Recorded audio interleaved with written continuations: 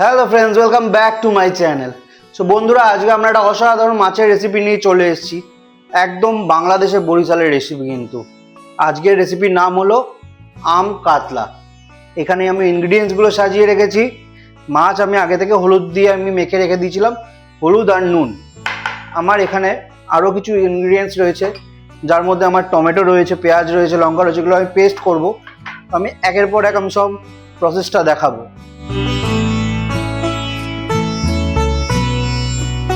এবার আমরা একটা সুন্দর পেস্ট বানিয়ে নিচ্ছি টমেটো, পেঁয়াজ আর কাঁচা লঙ্কা। Paste ready. এবার একটা কড়াইতে তেল গরম করে দিয়ে দেবো আমরা মাছগুলোকে। আমি এখানে একে একে মাছগুলো দিয়ে দিচ্ছি। আল্টে পাল্টে ভেজে নিয়ে আমরা কিন্তু মাছগুলো একটা প্লেটে তুলে রেখে দেবো। এবার এখান থেকে আমি একটু তেল কমিয়ে এই তেলেই আমি কিছু মশলা দিয়ে দিলাম। তেজপাতা, লাল লঙ্কা, ছোটো ইলাচ, দারচিনি এবং লবঙ্গ। এই পেস্টটাও দিয়ে দিচ্ছি এবার, এবং ভালো করে কিন্তু কষিয়ে রান্না করতে হবে এই মশলাটাকে।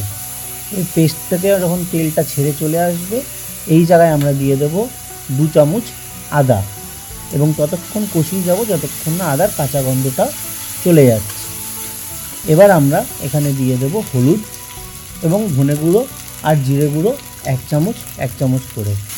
এবার ভালো করে কষিয়ে নিতে হবে, এই মশলার কাঁচা গন্ধটাও যাতে চলে যায়। এখানে কষানো হয়ে গেলে আমরা এখানে দিয়ে দেবো জল। এবার আমরা আবার একটু মশলাটাকে কষিয়ে নেব 1 থেকে 2 মিনিট মতন। এবার দিয়ে দেবো আমরা কিন্তু 1 চামচ নুন।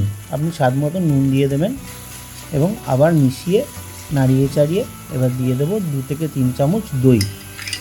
টক দই নেবেন ভালো দেখে, এবং ভালো করে নাড়িয়ে চাড়িয়ে রান্না করে নিতে হবে, দইতে যাতে কোনো লাম্পস না থাকে।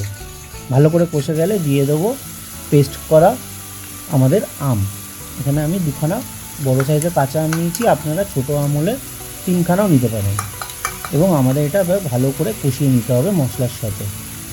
তো আমি এখানে ভালো করে কষিয়ে নিচ্ছি। দেখুন একদম যাতে ফাইনালি একদম মিক্সড হয়ে যায় পেস্টটা, সেটা দেখে নিতে হবে। এই জায়গায় আমাদের হিটটা কিন্তু মিডিয়াম থেকে হাইতে থাকবে। ভালো করে মেশানো হয়ে গেলে দিয়ে দেবো জল। আপনারা গরম জলও ইউজ করতে পারেন, না হলে ঠান্ডা জল ইউজ করলে অল্প অল্প করে ঠান্ডা জল দিয়ে কষাতে থাকবেন। ভালো করে কষানো হয়ে গেলে এখানে একটু স্বাদ মতন চিনি দিয়ে দেবো আর ধনেপাতা। এবার আমরা কিন্তু আবার একটু ভালো করে নাড়িয়ে চাড়িয়ে মিশিয়ে নেব এবং ফোটাবো। এবার দিয়ে দিচ্ছি মাছগুলো। দেখুন ফুটতে শুরু করলে আমরা মাছগুলো দিয়ে দিলাম, এবং হালকা হাতে নাড়িয়ে নেব যাতে মাছগুলো ভেঙে না যায়। আমাদের কিন্তু রেসিপি রেডি হয়ে গেছে, দেখতে খুবই অসাধারণ লাগছে।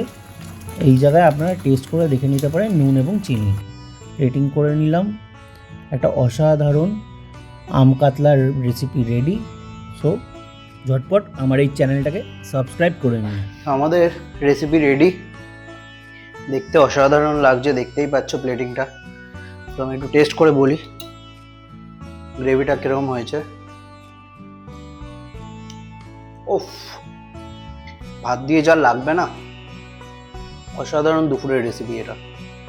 লাঞ্চে এই মাছের সাথে যদি গরম গরম ভাত পাওয়া যায়, স্বর্গ।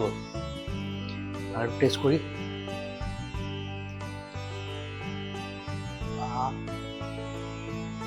এই রেসিপিটা নিশ্চয়ই ট্রাই করবেন, আর আমাকে কমেন্টে জানাবেন কেমন লেগেছে রেসিপিটা। আর এরকম ভালো ভালো রেসিপি দেখতে চাইলে আমার চ্যানেলটাকে সাবস্ক্রাইব করে নিন। So stay tune.